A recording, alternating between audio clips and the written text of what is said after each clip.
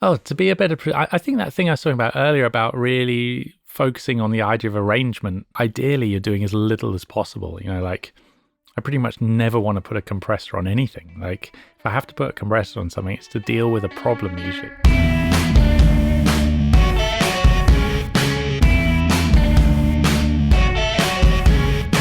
This episode is being supported by Tape It. If you currently use voice notes to record your ideas, you should try Tape It instead.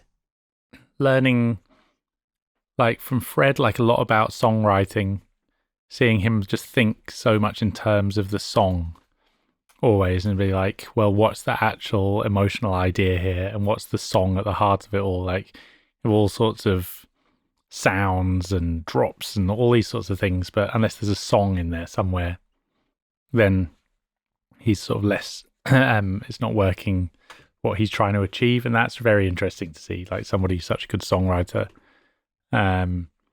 Sonny's just insane. Like just watching him use Ableton is the sort of highest level I've ever seen. Like the pace he works at and the way he knows how to use plugins and make sounds and do things. It's very overwhelming, actually. Like I don't really understand why his stuff sounds so insanely good. I can't like watch him do it, and it seems like alchemy to me. It's really sort of another level, and I learn bits and pieces from him, but mostly I look at it and it's just all happening too fast for me to really like try and sort of replicate the ideas. But it's so brilliant to have him be like, oh, hang on, let me sort this out. I'll make the drop really, really good. Make the drums sound really, really heavy or whatever. And he just does it in this amazing way. When you've come together and collaborated, do you all go into a room together, or are you just sending things over? We're usually in a room together. Yeah, because I get this sense that there's this sense of fun about it. I like to be working with other people in a room usually if I can, and like I think it works well. It's kind of awkward sometimes with electronic music. You get into a situation where you've got too many people who do the same thing. But with the three of us complement each other really well, I think. Like they both bring things that I don't necessarily totally know how to do, and then I must be bringing things to them that they don't totally like. I'll finish one of these tracks and then they're saying to me like, how the hell have you made this? Like what's going on? Like sort of look in wonder at each other of like how these things happen. And then when you all come together and you're able to just do your bits, that can be really, really fun. Sometimes, like sometimes it's hard to get things finished though when you've got more people around, and there's like it's hard to sort of declare something done and sort of walk away. And I'm very much like I'm into finishing things. I'm into tracks getting done and finished and released and not over labored and all that sort of stuff, and like walking away. So that's a tough thing with collaboration.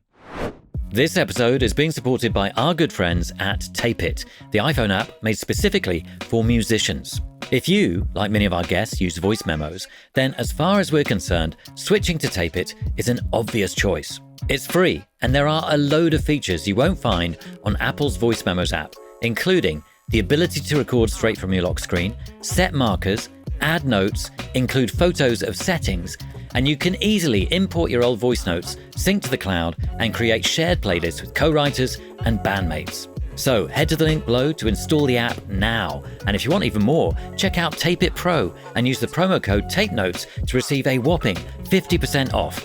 And now, back to the episode. What was the other part of the question? The other part was what one thing could anybody do to make themselves a better producer?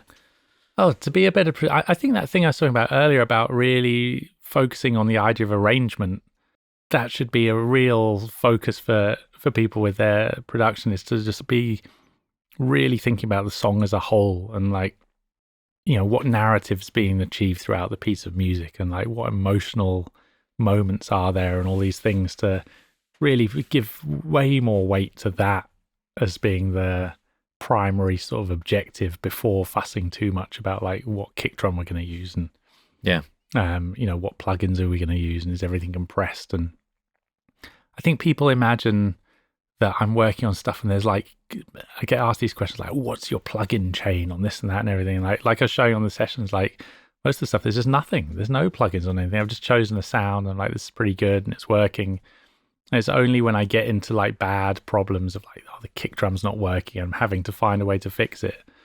But ideally, you're doing as little as possible. You know, like I pretty much never want to put a compressor on anything. Like if I have to put a compressor on something, it's to deal with a problem usually. And that's like but mainly I want everything to be as dynamic as possible and open and natural sounding.